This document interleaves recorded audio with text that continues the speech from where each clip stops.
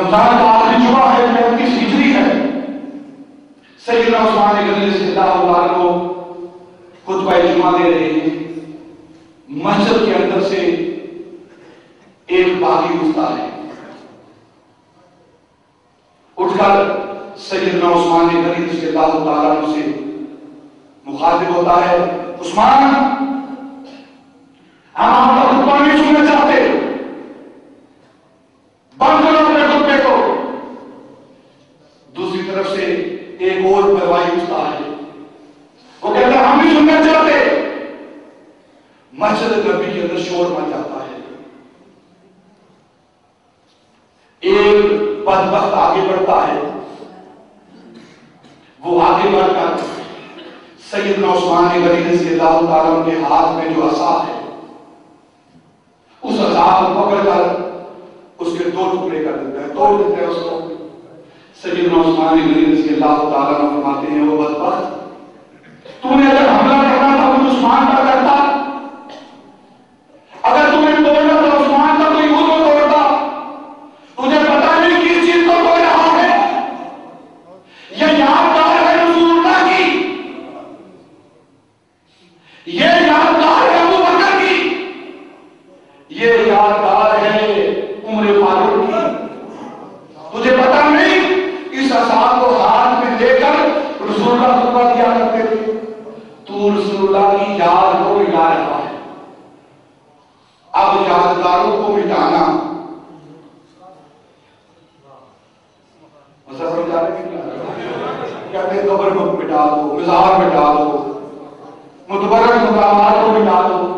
یہ یادگاروں کو مٹانا، یہ ان باغیوں اور بدمعاشیوں کی سنت ہے، اور یادگاروں کو قائم رکھنا یہ سیدنا عثمان کی سنت ہے، سیدنا عثمان کی سنت ہے۔ یہ آپ نے اسے کہا مجھے پتا نہیں، جس عصا کو توڑ رہا ہے اس عصا کی شان کیا ہے، اس عصا کو پکڑ کر میرے آقا مولا تاجدار مدینہ صلی اللہ علیہ وسلم خطبہ دیا کرتے تھے۔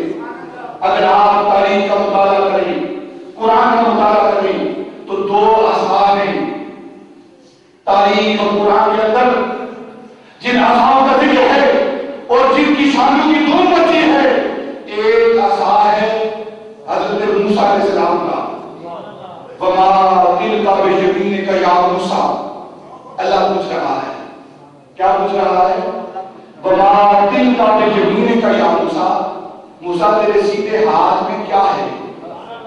پتا نہیں اسے کیا ہے؟ وَمَا تِلْكَ بِيَمِينِكَ يَا مُوسیٰ، موسیٰ تیرے سیدھے ہاتھ میں کیا ہے؟ اللہ پوچھ رہا ہے، قرآن ہے یہ، اسے پتا نہیں، دیکھ نہیں رہا ہو کہ موسیٰ کے ہاتھ میں کیا ہے، لیکن پھر بھی پوچھ رہا ہے۔ پوچھنا، سوال کرنا اپنے علم کی دلیل نہیں، کہ جو سوال کرتا ہے، جو پوچھتا ہے، کوئی اسے علم نہیں۔ تو موسیٰ علیہ السلام نے عرض کی، قَالَ هِيَ عَصَا، یا اللہ یہ عصا ہے، یہ سوٹی ہے، یہ عصا ہے۔ موسیٰ علیہ السلام کی عصا کی شان کیا ہے؟ آپ فرماتے ہیں اس سے بہت سارے کام لیتا ہوں۔ کیا کام لیتا ہوں؟ قرآن بیان کر رہا ہے، جب میری بکریاں بھوکی ہوتی ہیں تو اس عصا سے پتے جاڑتا ہوں، قرآن کہہ رہا ہے، اور میری بکریاں اس عصا کے ساتھ جڑے ہوئے پتوں کو کھاتی ہیں، گویا عصا نفع دے رہا ہے، عصا نفع دے رہا ہے۔ دوسرا کیا کرتا ہوں؟ جب میری قوم کو پانی کی ضرورت پڑتی ہے تو اس عصا کو پتھر پر مارتا ہوں، 12 چشمے نکلتے ہیں، قوم کو پانی ملتا ہے۔ میرا عصا مشکل کشائی کر رہا ہے، جب قوم پیاسی ہوتی ہے میرا عصا انہیں پانی دیتا ہے۔ اور پھر کیا کرتا ہوں؟ اگر کوئی پرواہ نہ کرتا ہے، کوئی فتویٰ نہ کرتا ہے، اور میرا عصا اس کے سر پر لگتا ہے، اسے جھکاتا ہے، اگر وہ اپنے جادو کا چکر نکالتا ہے تو میرا عصا ان سارے سانپوں کو نگل جاتا ہے۔ یہ میرے عصا کے کمالات ہیں۔ کوئی بدبخت، کوئی فرعون، کوئی بدمست اگر سر کو اٹھاتا ہے، میرا عصا اس کے سر کو کچل دیتا ہے، اسے بے سہارا کر دیتا ہے۔ اور دوسری طرف عصائے محمد ہے، نبی پاک کا عصا ہے۔ اس عصا کی شان کیا ہے؟ موسیٰ کے عصا کی شان یہ ہے کہ اگر کوئی سر اٹھاتا ہے تو اسے گرا دیتا ہے، اور حبیب کے عصا کی شان یہ ہے اگر کوئی گرا ہوتا ہے تو وہ عصا اسے ہٹا دیتا ہے، اسے سہارا دیتا ہے۔ یہ عصائے مصطفیٰ ہے۔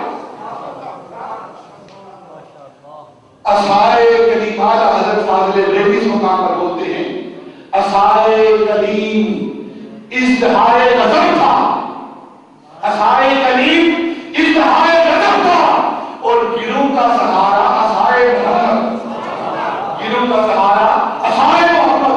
نبی پاک صلی اللہ علیہ وسلم کا عصا جو گرتے تھے انہیں سہارا دے کر اٹھا لیتا تھا، یہ نبی پاک کا عصا ہے۔ اس بدبخت نے وہ عصا کو توڑ